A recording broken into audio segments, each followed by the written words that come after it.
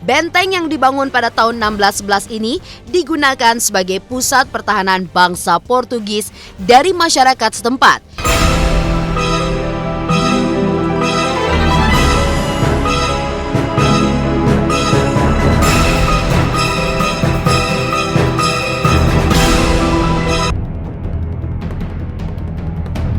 Pengaruh masa kolonial Belanda ternyata masih sangat terasa di Indonesia. Hadirnya bangunan tua bersejarah tentunya juga menjadi bukti eksistensinya. Meninggalkan benteng pendem yang berada di Ambarawa, Semarang, Jawa Tengah, konon masih banyak benteng-benteng peninggalan zaman kolonial seperti deretan benteng-benteng berikut ini. Benteng Belgica Maluku. Untuk menemukan warisan peninggalan dan bukti sejarah masa lalu di Indonesia, konon katanya cukuplah mudah dilakukan.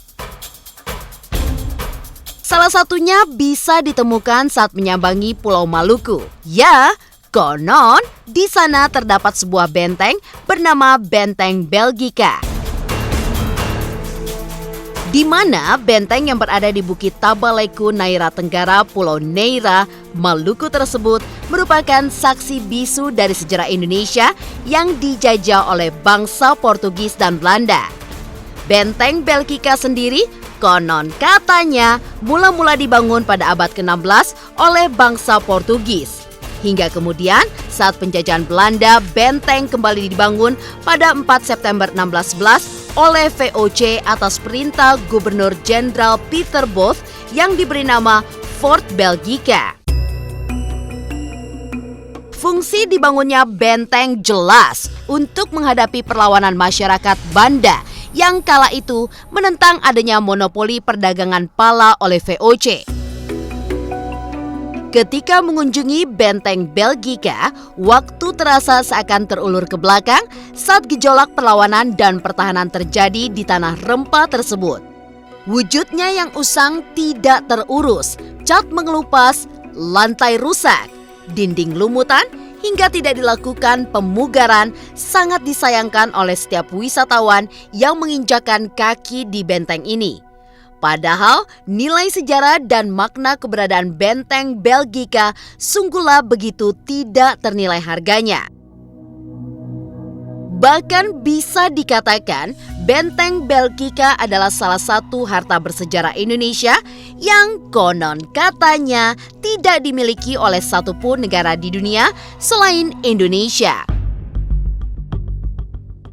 Berbicara mengenai sejarah sama seperti wilayah lain yang ada di Indonesia, Ambon juga memiliki cerita sejarah tersendiri dengan kehadiran bangsa Portugis yang mencari rempah-rempah khas Nusantara.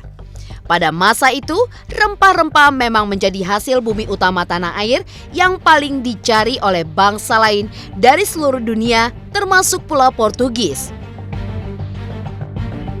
Sisa-sisa kejayaan bangsa Portugis di Ambon pada masa pemerintahan Jenderal Peter Booth memang bisa terlihat pada benteng Belgica atau di Indonesian Pentagon.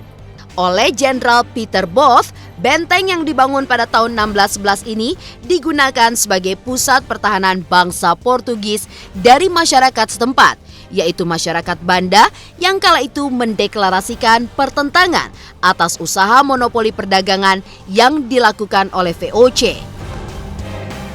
Selanjutnya, ketika Inggris dan Belanda datang dan menjajah Indonesia, konon katanya benteng ini beralih fungsi menjadi pusat pemantauan lalu lintas kapal dagang dari dan menuju Ambon. Oleh J.P. Kuhn, pada tahun 1622, benteng ini pun konon diperluas dan kembali diperluas pada tahun 1667 oleh Cornelis Spilman. Kemudian turun perintah pemugaran benteng pada tahun 1911 oleh Graaf van Limburg Stirum, di mana merupakan Gubernur Jenderal Belanda. Hingga tahun 1860, benteng ini pun beroperasi sebagai markas militer Belanda. Pada mulanya pembangunan benteng ini konon katanya ditujukan sebagai benteng pengganti benteng Nassau yang letaknya sangat dekat dengan bibir pantai. Posisi bangunan yang terbilang amat rendah membuat benteng Nassau sangat rentan dan mudah terkena serang dari pihak lawan.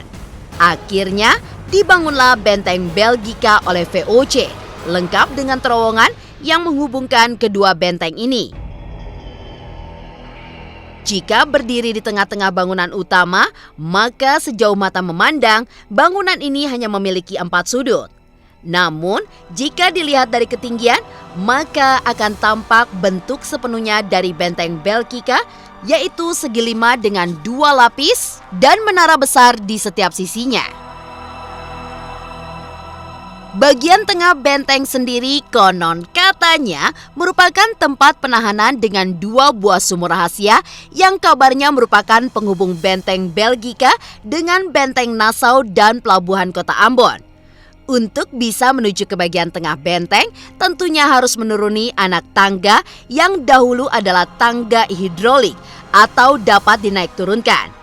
Demi mencapai puncak benteng melalui masing-masing menara yang menjulang di setiap sisi bangunan, lagi-lagi memang harus menaklukkan anak tangga tegak yang berujung pada lubang keluar yang cukup sempit. Namun, kerja keras tersebut akan terbayarkan sesampainya di atas lantaran pemandangan alam yang memukau menanti untuk dinikmati. Paduan megahnya gunung dan indahnya laut konon terasa sangat menyejukkan mata. Meskipun sekarang wujudnya usang karena tidak terurus, benteng Belgika masih memiliki pesona yang tidak akan pernah luntur. Sebab dengan kondisinya kini benteng Belgika kian eksotis dan cocok jadi latar belakang foto yang cantik atau sekedar jadi objek foto terutama di bagian menara. Pasalnya, menara menjadi bagian tertinggi dari bangunan yang memungkinkan untuk bisa melihat pesona matahari terbenam yang konon katanya begitu sempurna. Benteng Martello Kepulauan Seribu. Selain benteng Belgika Maluku, yang konon merupakan benteng peninggalan zaman kolonial, benteng Martello yang berada di Kepulauan Seribu, Jakarta, konon katanya juga merupakan benteng hasil dari peninggalan di zaman kolonial. Pulau Kelor merupakan gugusan pulau yang secara administratif berada di Kabupaten Administratif Kepulauan Seribu, Jakarta.